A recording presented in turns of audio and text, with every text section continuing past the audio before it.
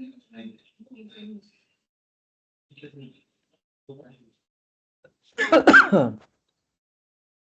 ಕೃಷ್ಣ. ಎಲ್ಲ ಭಕ್ತರಿಗೆ ಸ್ವಾಗತ. ನನ್ನ ವಾಯ್ಸ್ ಕೇಳಿಸ್ತಾ ಇದೆಯಾ?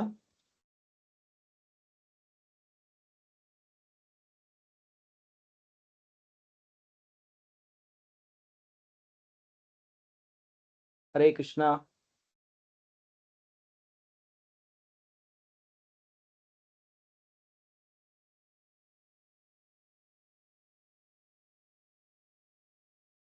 ಯಾರಾದ್ರೂ ಕನ್ಫರ್ಮ್ ಮಾಡ್ಬೋದಾ whether my voice is audible? Hare Krishna ಪ್ರಭು, ದಂಡವತ್ ಪ್ರಣಾಮ್. ಕೇಳಿಸ್ತಾ ಇದೆ ಪ್ರಭು. ಓಕೆ, ಹರೇ ಕೃಷ್ಣ. ಮತ್ತೆ ಸ್ಕ್ರೀನ್ ಶೇರ್ ಮಾಡಿದ್ದೇನೆ, ಸ್ಕ್ರೀನ್ ಕಾಣ್ತಾ ಇದೆ ಅಲ್ವಾ? ಸ್ಕ್ರೀನ್ ಶೇರ್ ಮಾಡಿದ್ದು ಕಾಣಿಸ್ತಾ ಇದೆ ಪ್ರಭು. ಓಕೆ, ಹರೇ ಕೃಷ್ಣ. ಸೊ ನಾವು ಪ್ರಾರ್ಥನೆ ಮುಖಾಂತರ ನಮ್ಮ ಕ್ಲಾಸ್ ಅನ್ನು ಪ್ರಾರಂಭ ಮಾಡುವ.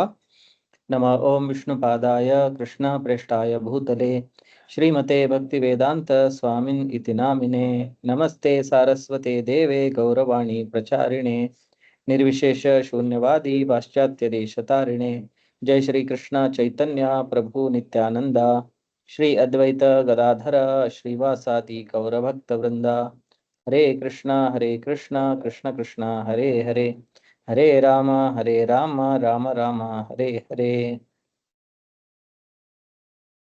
ಸೊ ಹಿಂದಿನ ಕ್ಲಾಸ್ನಲ್ಲಿ ನಾವು ಶ್ಲೋಕ ನಂಬರ್ 13 ಅದನ್ನ ಪ್ರಾರಂಭ ಮಾಡಿದ್ವಿ. ಅದರ ತಾತ್ಪರ್ಯ, ಅರ್ಧ ಭಾಗ ತಾತ್ಪರ್ಯ ನೋಡಿದ್ವಿ. ಸೊ ಇವತ್ತು ಇನ್ನೊಂದ್ಸಲ ಶ್ಲೋಕ ನೋಡ್ಕೊಂಡು ನಾವು ಅದರದ್ದು ಭಾವಾರ್ಥ ಏನಿದೆ ಅದನ್ನ ಮುಂದುವರಿಸುವ. ಇದು 2ನೇ ಅಧ್ಯಾಯ. ಸೊ 2ನೇ ಅಧ್ಯಾಯದಿಂದ ಭಗವದ್ಗೀತೆಯಲ್ಲಿ ಕೃಷ್ಣ ತನ್ನ ಉಪದೇಶವನ್ನು ಅರ್ಜುನನಿಗೆ ಕೊಡ್ಲಿಕ್ಕೆ ಪ್ರಾರಂಭ ಮಾಡಿದ್ದಾನೆ. ಸೊ ಈ ಶ್ಲೋಕದಲ್ಲಿ ತುಂಬಾ ಇಂಪಾರ್ಟೆಂಟ್ ಶ್ಲೋಕ ಇದು. ಪ್ರಭುಪಾದರು ಇದನ್ನ ಆಧ್ಯಾತ್ಮಿಕ ಜೀವನದ ABCD ಅಂತೇಳಿ ಹೇಳ್ತಾರೆ. ದೇಹಿನೋಸ್ಮಿನ್ ಯಥಾ ದೇಹೆ ಕೌಮಾರಂ ಯೌವನಂ ಜರ ತಥಾ ದೇಹಾಂತರ ಪ್ರಾಪ್ತಿ ಧೀರಸ್ತತ್ರ ನ ಮುಹ್ಯತಿ. ಸೊ ABCD ಅಂತಂತಂದ್ರೆ ನಾವು ಶಾಲೆಗೆ ಹೋದ್ರೆ ಫಸ್ಟ್ ನಮ್ಗೆ ಕಲಿಸೋದು ABCD, ಅಂದ್ರೆ ಅದು ಫೌಂಡೇಶನ್. ಅದಾದ್ಮೇಲೆ ನಮ್ಗೆ ವರ್ಡ್ಸ್, ಸೆಂಟೆನ್ಸ್, ಗ್ರಾಮರ್, ಬೇರೆ ಸಬ್ಜೆಕ್ಟ್ಸ್ ಅದನ್ನೆಲ್ಲ ಕಲಿಸ್ತಾರೆ. ಸೊ ಅದೇ ತರ ಆಧ್ಯಾತ್ಮಿಕ ಜೀವನದಲ್ಲಿ ಒಬ್ಬ ವ್ಯಕ್ತಿ ಪ್ರಪ್ರಥಮವಾಗಿ ತಿಳ್ಕೊಬೇಕಾಗಿರೋದು, ನಾನು ಈ ದೇಹ ಅಲ್ಲ, ದೇಹದ ಒಳಗಡೆ ಇರುವಂತ ಆತ್ಮ. ದೇಹ ಬದಲಾಗ್ತಾ ಇದೆ, ಆತ್ಮಕ್ಕೆ ಯಾವುದೇ ತರಹದ ಬದಲಾವಣೆ ಆಗುವುದಿಲ್ಲ. ಆತ್ಮವು ಶಾಶ್ವತವಾಗಿದೆ, ನಿರಂತರವಾಗಿ ಆತ್ಮ ಇರುತ್ತದೆ. ಈ ಶರೀರ ಹೋದ್ಮೇಲೆ ಅದಕ್ಕೆ ಇನ್ನೊಂದು ಶರೀರ ಸಿಗುತ್ತೆ. ಸೊ ಈ ಶ್ಲೋಕದಲ್ಲಿ ಇದನ್ನ ಕೃಷ್ಣ ಹೇಳ್ತಾ ಇರೋದು, ದೇಹಿನಃ ಅಸ್ಮಿನ್ ದೇಹೆ. ಅಸ್ಮಿನ್ ದೇಹೆ ಅಂತಂದ್ರೆ ಈ ದೇಹದಲ್ಲಿ, ದೇಹಿನೋಸ್ಮಿನ್ ಯಥಾ ದೇಹೆ. ಸೊ ಹೇಗೆ ಒಂದು ಆತ್ಮ ಈ ಶರೀರದ ಒಳಗಡೆ ಇರಬೇಕಾದ್ರೇನೆ ಅದು ಈ ಬೇರೆ ಬೇರೆ ಅವಸ್ಥೆಗಳನ್ನ ಅನುಭವಿಸುತ್ತೆ, ಈ ಬೇರೆ ಬೇರೆ ಅವಸ್ಥೆಗಳಿಂದ ಅದು ಪಾರಾಗಿ ಹೋಗುತ್ತೆ. ಕೌಮಾರವಸ್ಥೆ, ಯೌವನಾವಸ್ಥೆ ಮತ್ತು ವೃದ್ಧಾವಸ್ಥೆ.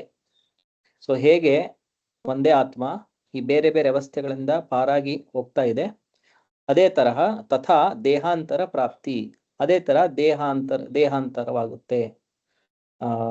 ಹೇಗೆ ಒಂದು ಕುಮಾರನ ಶರೀರದಿಂದ ಯೌವನನ ಶರೀರಕ್ಕೆ ದೇಹಾಂತರವಾಗ್ತಾ ಇದೆ, ಯುವಕನ ಶರೀರದಿಂದ ಒಬ್ಬ ವೃದ್ಧನ ಶರೀರಕ್ಕೆ ದೇಹಾಂತರವಾಗ್ತಾ ಇದೆ, ಅದೇ ತರ ಈ ಶರೀರ ಬಿಟ್ಟು ಇನ್ನೊಂದು ಶರೀರಕ್ಕೆ ದೇಹಾಂತರವಾಗುತ್ತೆ. ಸೊ ತುಂಬಾ ಸಿಂಪಲ್ ಆಗಿ ಉದಾಹರಣೆ ಮೂಲಕ ಕೃಷ್ಣ ಇಲ್ಲಿ ಆತ್ಮದ ನಿತ್ಯತೆಯನ್ನು ಇಲ್ಲಿ ಹೇಳ್ತಾ ಇರೋದು. ಹೇಗೆ ಇದೇ ದೇಹದಲ್ಲಿ ಕೌಮಾರಾವಸ್ಥೆ, ಯೌವನಾವಸ್ಥೆ, ಜರಾವಸ್ಥೆಯನ್ನು ಆತ್ಮ ಹೊಂದುತ್ತಾ ಇದೆ, ಅದೇ ತರಹ ಈ ಶರೀರ ಆದ್ಮೇಲೆ ಆತ್ಮ ಮತ್ತೊಂದು ಶರೀರವನ್ನು ಪ್ರಾಪ್ತಿ ಹೊಂದುತ್ತೆ. ತಥಾ ದೇಹಾಂತರ ಪ್ರಾಪ್ತಿ.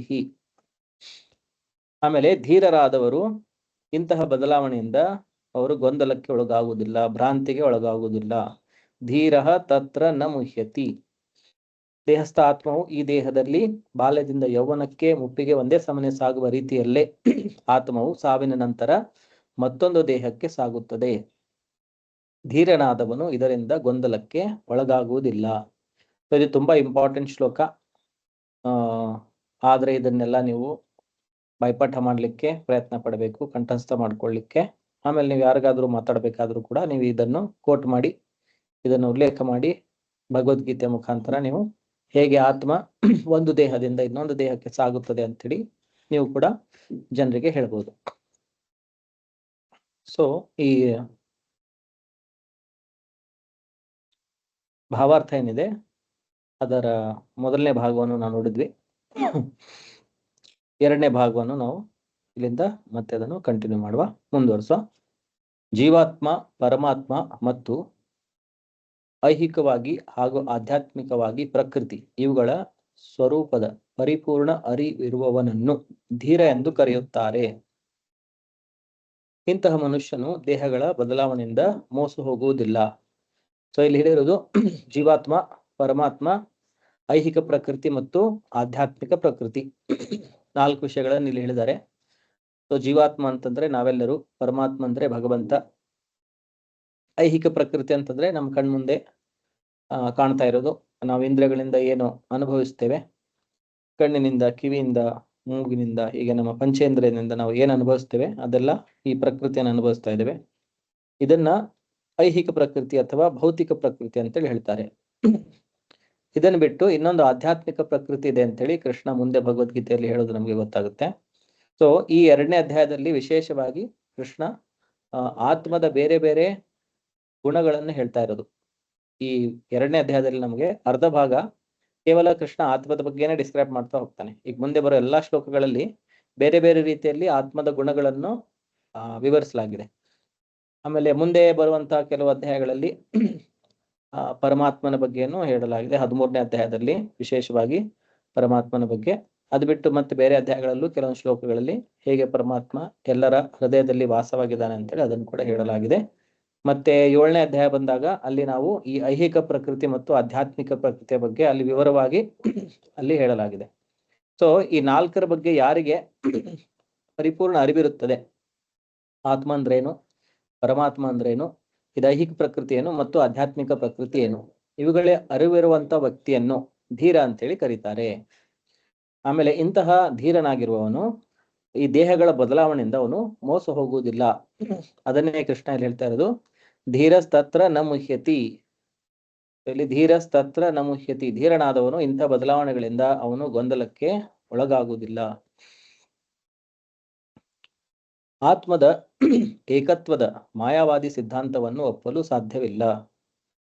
ಸೊ ಮಾಯಾವಾದಿಗಳೇನ್ ಹೇಳ್ತಾರೆ, ಎಲ್ಲಾ ಆತ್ಮಗಳು ಒಂದೇ, ಅದೆಲ್ಲ ಹೋಗಿ ಒಂದು ಕಡೆ ಸೇರಿ ಲೀನವಾಗಿ ಬಿಡುತ್ತವೆ ಅವು ಮುಕ್ತಿಯನ್ನು ಹೊಂದಿದಾಗ. ಸೊ ಈ ಸಿದ್ಧಾಂತವನ್ನು ನಾವು ಒಪ್ಪಲಿಕ್ಕೆ ಆಗುವುದಿಲ್ಲ, ಏಕೆಂದರೆ ಆತ್ಮವನ್ನು ಭಿನ್ನಾಂಶಗಳನ್ನಾಗಿ ಕತ್ತರಿಸಲು ಸಾಧ್ಯವಿಲ್ಲ. ಯಾಕಂದ್ರೆ ಬೇರೆ ಆತ್ಮದ ಗುಣಗಳನ್ನು ಹೇಳ್ಬೇಕಾದ್ರೆ ಮುಂದೆ ನಾವು ನೋಡ್ತೇವೆ, ಇದನ್ನು ಅಛೇದ್ಯೋಯಂ ಅಂತೇಳಿ ಹೇಳಿದ್ದಾರೆ. ಅದನ್ನು ಛೇದನ ಮಾಡ್ಲಿಕ್ಕೆ ಆಗುವುದಿಲ್ಲ, ಅದನ್ನು ಕತ್ತರಿಸಲಿಕ್ಕೆ ಆಗುವುದಿಲ್ಲ. ಸೊ ಮಾಯಾವಾದಿಗಳು ಅಥವಾ ನಿರಾಕಾರವಾದಿಗಳು ಹೇಳುವ ಪ್ರಕಾರ ಒಂದೇ ಆತ್ಮ ಇದ್ದಿದ್ದು ಈಗ ಅದು ಬೇರೆ ಬೇರೆ ಆತ್ಮಗಳಾಗಿದೆ ಅಂತಂತಂದ್ರೆ ಆ ಆತ್ಮವನ್ನು ಕತ್ತರಿಸಿ ತುಂಡು ಮಾಡ್ದಂಗೆ ಆಗುತ್ತೆ, ಅದನ್ನು ಛೇದನೆ ಮಾಡ್ದಂಗೆ ಆಗುತ್ತೆ. ಆದ್ರೆ ಆತ್ಮದ ಒಂದು ಗುಣ ಏನಂತಂದ್ರೆ ಅದನ್ನು ಕತ್ತರಿಸಲಿಕ್ಕೆ ಆಗುವುದಿಲ್ಲ. ಈಗ ಒಂದು ಆತ್ಮ ಇದ್ರೆ ಅದನ್ನು 2 ಭಾಗ ಮಾಡಿ 2 ಆತ್ಮ ಮಾಡ್ಲಿಕ್ಕೆ ಆಗಲ್ಲ ಜೀವಾತ್ಮಕ್ಕೆ. ಸೊ ಹೀಗಿರುವಾಗ ಮುಂದೆ ಹೋಗಿ ಎಲ್ಲ ಆತ್ಮಗಳು ಸೇರಿ ಒಂದೇ ಲೀನವಾಗುತ್ತೆ ಅಂತೇಳಿ ಹೇಳಲಿಕ್ಕೆ ಈ ಸಿದ್ಧಾಂತದ ಪ್ರಕಾರ ಅದು ಮ್ಯಾಚ್ ಆಗಲ್ಲ. ಸೊ ಅದರಿಂದಾಗಿ ಈ ಮಾಯಾವಾದಿ ಸಿದ್ಧಾಂತವನ್ನು ನಾವು ಒಪ್ಪಲಿಕ್ಕೆ ಆಗುವುದಿಲ್ಲ.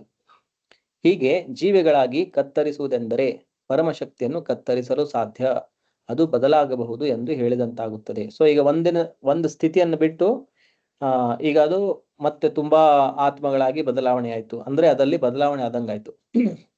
ಈಗ ನಾವು ಒಂದು ದೊಡ್ಡ ಕೇಕ್ ತಂದಿಟ್ಬಿಟ್ರೆ ಅದನ್ನ ನಾವು ಒಂದು 20 ಭಾಗ ಮಾಡ್ಬಿಟ್ರೆ ಒಂದು ಕೇಕ್ ಹೋಗ್ಬಿಟ್ಟು ಈಗ 20 ಪೀಸ್ ಆಗಿ ಬೇರೆ ಅದು ಬದಲಾಗ್ಬಿಡ್ತದು. ಸ್ಟಾರ್ಟಿಂಗ್ ಇದ್ದಾಗ ಅದು ರೌಂಡ್ ಆಗಿ ದೊಡ್ಡ ಕೇಕ್ ಇತ್ತು, ಅದನ್ನ ಕಟ್ ಮಾಡಿದ್ರೆ ಅದು ಬೇರೆ ಬೇರೆ ಪೀಸ್ ಆಯ್ತದು. ಸೊ ಮೊದಲಿದ್ದ ಹಾಗೆ ಅದಿಲ್ಲ, ಅಂದ್ರೆ ಅದು ಬದಲಾಯ್ತು.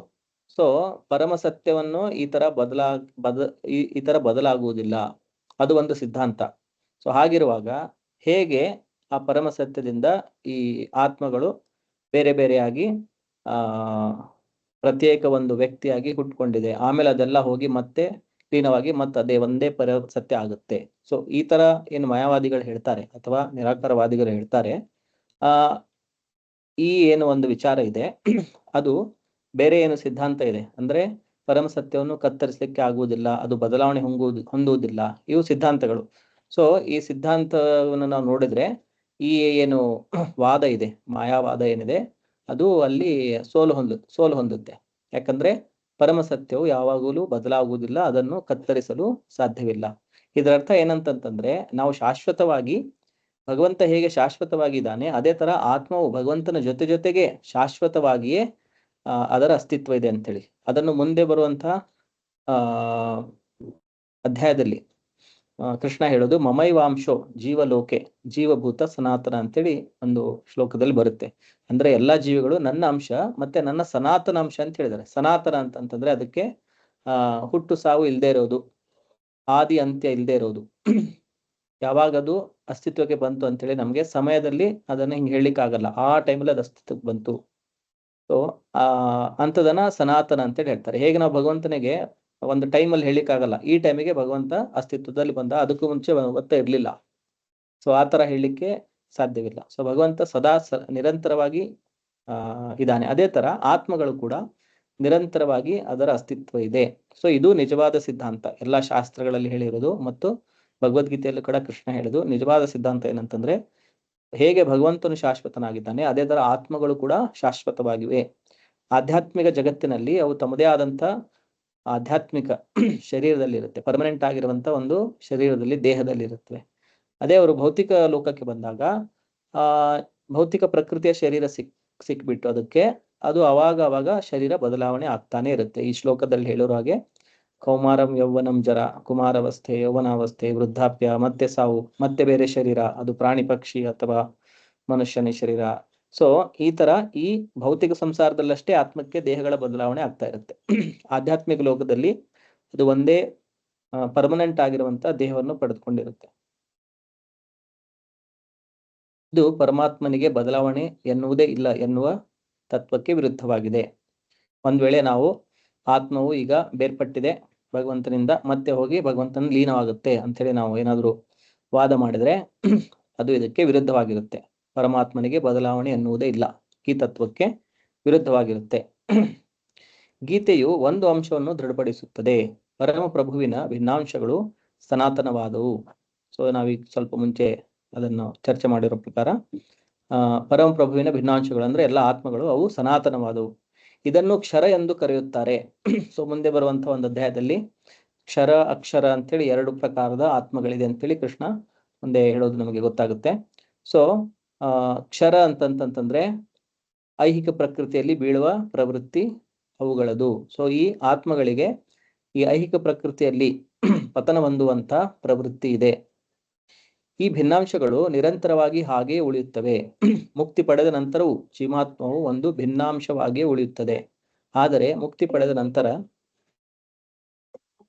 ಪರಮಾನಂದದಲ್ಲಿ ಮತ್ತು ಅರಿವಿನಲ್ಲಿ ಅದು ಪರಮ ಪುರುಷನ ಸನ್ನಿಧಿಯಲ್ಲಿ ಉಳಿಯುತ್ತದೆ. ಸೊ ಯಾವುದೇ ಸ್ಥಿತಿಯಲ್ಲೂ, ಬದ್ಧ ಸ್ಥಿತಿಯಲ್ಲಿ ಅಥವಾ ಮುಕ್ತ ಸ್ಥಿತಿಯಲ್ಲಿ ಆತ್ಮವು ಒಂದು ಪ್ರತ್ಯೇಕ ವ್ಯಕ್ತಿಯಾಗಿ ಉಳಿದುಕೊಂಡಿರುತ್ತೆ. ಬದ್ಧ ಸ್ಥಿತಿಯಲ್ಲಿ ಅದು ಅಜ್ಞಾನದಲ್ಲಿ ಮತ್ತು ದುಃಖದ ಸ್ಥಿತಿಯಲ್ಲಿ ಇರುತ್ತದೆ. ಅದೇ ಅದು ಮುಕ್ತಿಯನ್ನು ಪಡೆದ ನಂತರ ಅದು ಪರಮ ಆನಂದ ಮತ್ತು ಪರಮ ಜ್ಞಾನ ಇದರಿಂದ ಭಗವಂತನ ಸನ್ನಿಧಿಯಲ್ಲಿ ಇರುತ್ತದೆ. ಪ್ರತಿಬಿಂಬದ ಸಿದ್ಧಾಂತವನ್ನು ಪ್ರತಿಯೊಂದು ಪ್ರತ್ಯೇಕ ದೇಹದಲ್ಲಿ ವಾಸಿಸುವ ಪರಮಾತ್ಮನಿಗೆ ಅನ್ವಯಿಸಬಹುದು. ಪರಮಾತ್ಮನು ಜೀವಾತ್ಮನಿಗಿಂತ ಭಿನ್ನ. ಆಕಾಶವು ನೀರಿನಲ್ಲಿ ಪ್ರತಿಬಿಂಬಿತವಾದರೆ ಪ್ರತಿಬಿಂಬವು ಚಂದ್ರ, ಸೂರ್ಯ ಮತ್ತು ತಾರೆಗಳನ್ನು ಪ್ರತಿನಿಧಿಸುತ್ತದೆ. ತಾರೆಗಳನ್ನು ಜೀವಿಗಳಿಗೆ ಹೋಲಿಸಬಹುದು ಮತ್ತು ಸೂರ್ಯನನ್ನು ಅಥವಾ ಚಂದ್ರನನ್ನು ಪರಮಾತ್ಮನಿಗೆ ಹೋಲಿಸಬಹುದು. ಭಿನ್ನಾಂಶವಾದ ಆತ್ಮದ ಪ್ರತಿನಿಧಿ ಅರ್ಜುನ, ಪರಮಾತ್ಮನು ದೇವೋತ್ತಮ ಪರಮಪುರುಷನಾದ ಶ್ರೀಕೃಷ್ಣ. ಅವರಿಬ್ಬರು ಒಂದೇ ಮಟ್ಟದವರಲ್ಲ. ಇದು 4ನೇ ಅಧ್ಯಾಯದ ಪ್ರಾರಂಭದಲ್ಲಿ ತಿಳಿಯುತ್ತದೆ. ಅರ್ಜುನನು ಶ್ರೀಕೃಷ್ಣನಿಗೆ ಸರಿಸಮಾನನಾದರೆ ಮತ್ತು ಕೃಷ್ಣನು ಅರ್ಜುನನಿಗಿಂತ ದೊಡ್ಡವನಲ್ಲದಿದ್ದರೆ ಅವರ ಗುರು ಶಿಷ್ಯ ಸಂಬಂಧಕ್ಕೆ ಅರ್ಥವಿಲ್ಲ. ಇಬ್ಬರು ಮಾಯೆಯಿಂದ ಭ್ರಮಿತರಾದರೆ ಒಬ್ಬನು ಗುರು ಮತ್ತೊಬ್ಬನು ಶಿಷ್ಯ ಎಂದು ಇರಬೇಕಾಗಿಯೇ ಇಲ್ಲ. ಮಾಯೆಯ ಹಿಡಿತದಲ್ಲಿರುವ ಯಾರೂ ಬೋಧನೆ ಮಾಡಲು ಅಧಿಕಾರ ಹೊಂದಿರುವುದಿಲ್ಲ. ಆದುದರಿಂದ ಇಂತಹ ಬೋಧನೆಯು ನಿಷ್ಪ್ರಯೋಜಕವಾಗುತ್ತದೆ. ಇಂತಹ ಸನ್ನಿವೇಶದಲ್ಲಿ ಶ್ರೀಕೃಷ್ಣನು ಪರಮಪ್ರಭು, ಜೀವಾತ್ಮನು ಮಾಯೆಯಿಂದ ಭ್ರಮಿತನಾಗಿ ಮರೆವಿಗೆ ವಶನೂ ಆದ ಅರ್ಜುನನಿಗಿಂತ ಅವನು ಉನ್ನತ ಸ್ಥಾನದಲ್ಲಿರುವವನು ಎನ್ನುವುದನ್ನು ಒಪ್ಪಿಕೊಳ್ಳಲಾಗಿದೆ. ಸೊ ಇಲ್ಲಿ ಹೇಳಿರುವುದು, ಈಗ ಜೀವಾತ್ಮ ಮತ್ತು ಭಗವಂತ ಇಬ್ರು ಒಂದೇ ಮಟ್ಟದಲ್ಲಿ ಅಥವಾ ಒಂದೇ ಸ್ಥಾನಮಾನದವರಿದ್ರೆ ಒಬ್ಬ ಗುರು ಆಗ್ಬೇಕು, ಇನ್ನೊಬ್ಬ ಶಿಷ್ಯ ಆಗ್ಬೇಕು ಅಂತ ಪರಿಸ್ಥಿತಿ ಬರುವುದಿಲ್ಲ. ಗುರು ಶಿಷ್ಯ ಅಂತಂದ್ರೆ ಗುರು ಶಿಷ್ಯನಿಗಿಂತ ಮಿಗಿಲಾದವನು ಇರ್ತಾನೆ, ಹೆಚ್ಚು ಜ್ಞಾನವನ್ನು ಪಡೆದಿರ್ತಾನೆ. ಸೊ ಈಗ ನಾವು ಕೃಷ್ಣ ಮತ್ತು ಜೀವಾತ್ಮ ಎರಡು ಒಂದೇ ಮಟ್ಟದಲ್ಲಿರುವವರು, ಒಂದೇ ಸ್ತರದಲ್ಲಿರುವಂತಂದ್ರೆ ಈ ಭಗವದ್ಗೀತೆಗೆ ಏನೂ ಅರ್ಥನೇ ಇರುವುದಿಲ್ಲ. ಯಾಕಂದ್ರೆ ಜೀವಾತ್ಮ ಮತ್ತು ಕೃಷ್ಣನಿಗೆ ಏನೂ ಭೇದ ಇಲ್ಲ ಅಂತಂತಂದ್ರೆ ಉಪದೇಶ ಪಡೆಯುವಂತ ಅವಶ್ಯಕತೆ ಏನಿದೆ? ಸೊ ಕೃಷ್ಣನು ಜೀವಾತ್ಮನಾಗಿರೋದ್ರಿಂದ ಅವನ ಜ್ಞಾನ ಕಡಿಮೆ ಇರೋದ್ರಿಂದ ಅವನು ಕೃಷ್ಣನಿಂದ ಜ್ಞಾನವನ್ನು ಪಡಿತಾ ಇದ್ದಾನೆ. ಸೊ ಈ ಮಾಯಾವಾದಿಗಳ ಏನು ಬೇರೆ ಬೇರೆ ಅವರು ಆರ್ಗ್ಯುಮೆಂಟ್ಸ್ ಅನ್ನ ಮಾಡ್ತಾರೆ, ವಾದಗಳನ್ನು ಮಾಡ್ತಾರೆ. ಸೊ ಪ್ರಭುಪಾದರು ಅದನ್ನ ಇಲ್ಲಿ ಬೇರೆ ಬೇರೆ ವಾದಗಳಿಂದ ಅದನ್ನು ಖಂಡಿಸ್ತಾ ಇದ್ದಾರೆ. ಇದಕ್ಕೂ ಮುಂಚೆ ನಾವು ನೋಡಿದ್ದು, ಈಗ ಜೀವಾತ್ಮ ಮತ್ತು ಪರಮಾತ್ಮ ಅಥವಾ ಪರಮ ಸತ್ಯ ಒಂದೇ ಆಗ್ಬಿಟ್ರೆ ಮುಕ್ತಿ ಹೊಂದಿದ ನಂತರ ಅದು ಅದರಲ್ಲಿ ಲೀನವಾದ್ರೆ ಒಂದು ಸಿದ್ಧಾಂತ ಇದೆ, ಪರಮ ಸತ್ಯಕ್ಕೆ ಕತ್ತರಿಸಲಿಕ್ಕೆ ಆಗುವುದಿಲ್ಲ ಅಂತೇಳಿ. ಸೊ ಆವಾಗ ಅದರಿಂದ ಅದು ಆ ವಾದವನ್ನು ನಾವು ಸೋಲಿಸಿದಂಗೆ ಆಗುತ್ತೆ, ಅಥವಾ ಅದನ್ನು ಒಪ್ಪಲಿಕ್ಕೆ ಆಗಲ್ಲ. ಅದೇ ತರಹ ಈಗ ಇಲ್ಲಿ ಕೃಷ್ಣ ಅರ್ಜುನನಿಗೆ ಉಪದೇಶ ನೀಡ್ತಾ ಇದ್ದಾನೆ. ಈಗ ಕೃಷ್ಣ ಮತ್ತು ಅರ್ಜುನ ಅವರ ಆತ್ಮ ಏನಿದೆ ಅದರಲ್ಲಿ ಕೃಷ್ಣ ಪರಮಾತ್ಮ ಅಥವಾ ಭಗವಂತ, ಅರ್ಜುನ ಒಬ್ಬ ಸಾಮಾನ್ಯ ಜೀವಾತ್ಮ. ಈಗ ಮಾಯಾವಾದಿಗಳು ಅಥವಾ ನಿರಾಕಾರವಾದಿಗಳು ಹೇಳುವ ಪ್ರಕಾರ ಎಲ್ಲಾ ಆತ್ಮಗಳು ಒಂದೇ ಆಗ್ಬಿಟ್ಟಿದ್ದಿದ್ರೆ ಸೊ ಕೃಷ್ಣ ಅರ್ಜುನನಿಗೆ ಉಪದೇಶ ಹೇಳುವಂತ ಪ್ರಶ್ನೆನೇ ಇಲ್ಲ. ಸೊ ಇದೆಲ್ಲದ್ರಿಂದ ನಾವೇನು ತಿಳ್ಕೊಬೇಕಾಗಿರೋದಂತಂತಂದ್ರೆ ಜೀವಾತ್ಮ ಮತ್ತು ಪರಮಾತ್ಮನಲ್ಲಿ ಅಥವಾ ಕೃಷ್ಣನಲ್ಲಿ ತುಂಬಾ ವ್ಯತ್ಯಾಸ ಇದೆ. ಇಬ್ಬರು ಒಂದೇ ಸಮಾನ ಸ್ಥಿತಿಯಲ್ಲಿ ಇಲ್ಲ.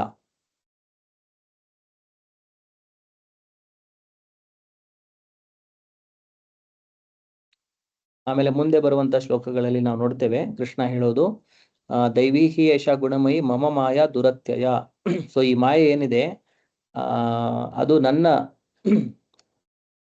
ಅಧ್ಯಕ್ಷತೆಯಲ್ಲಿ ಕೆಲಸ ಮಾಡುತ್ತದೆ ಅಂತ ಹೇಳ್ತಾನೆ. ನನ್ನ ಕಂಟ್ರೋಲ್ನಲ್ಲಿ, ನನ್ನ ನಿಯಂತ್ರಣದಲ್ಲಿ ಮಾಯೆ ಕೆಲಸ ಮಾಡುತ್ತದೆ.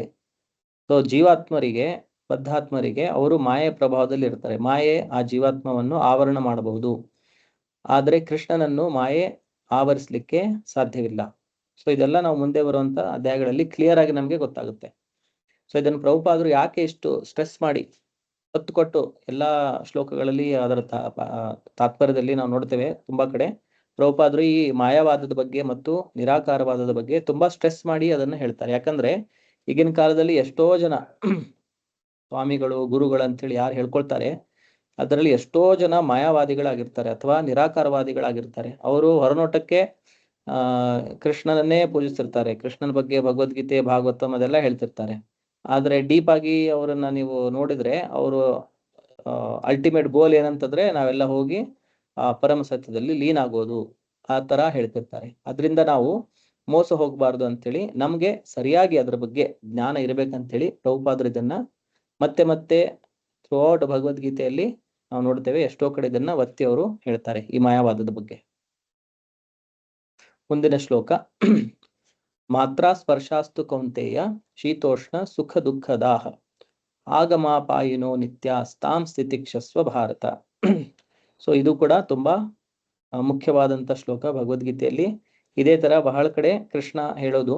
ಸೊ ಇದರ ಅರ್ಥ ಏನಂತಂತಂದ್ರೆ, ಈ ಜಗತ್ತಿನಲ್ಲಿ ನಮಗೆ ಶೀತ ಉಷ್ಣ ಹೇಗೆ ಬರುತ್ತೆ ಅದೇ ತರ ಸುಖ ದುಃಖಗಳು ಬರ್ತಾನೆ ಇರುತ್ತೆ ಅಂತೇಳಿ. ಹೇಗೆ ವಾತಾವರಣದಲ್ಲಿ ನಮ್ಗೆ ಕೆಲವೊಂದ್ಸಲ ಮಳೆಗಾಲ ಇರುತ್ತೆ, ಕೆಲವೊಂದ್ಸಲ ಚಳಿಗಾಲ ಇರುತ್ತೆ, ಕೆಲವೊಂದ್ಸಲ ಬೇಸಿಗೆ ಇರುತ್ತೆ. ಅದೇ ಪ್ರಕಾರ ಎಲ್ಲಿಯವರೆಗೆ ನಮಗೆ ಭೌತಿಕ ಶರೀರ ಇರುತ್ತೆ, ಆ ಭೌತಿಕ ಶರೀರ ಇರುವವರೆಗೂ ನಮ್ಗೆ ಕೆಲವೊಂದು ಸುಖ ದುಃಖಗಳು ಬರ್ತಾನೆ ಇರುತ್ತೆ ಅಂತೇಳಿ.